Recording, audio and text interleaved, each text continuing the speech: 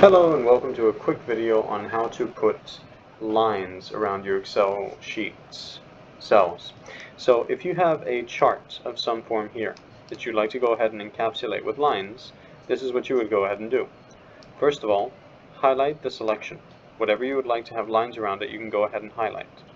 Next, if you go on the top of your screen on the left hand side under the font section, you have an option that looks like a graph with borders. If you click on that and you click the down arrow, you can select what type of borders you can have around this selection. So if I wanted to go ahead and have outside borders, I could select outside borders and they would appear on the outside of my selection. If I highlight it again, maybe this time I want thick outside borders, I can select that. Or maybe I want borders between all of my selections. I can go and I can look for all borders. Now I have all borders here.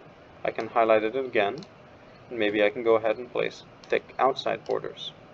And that's how I could go ahead and put lines around the cells in Excel.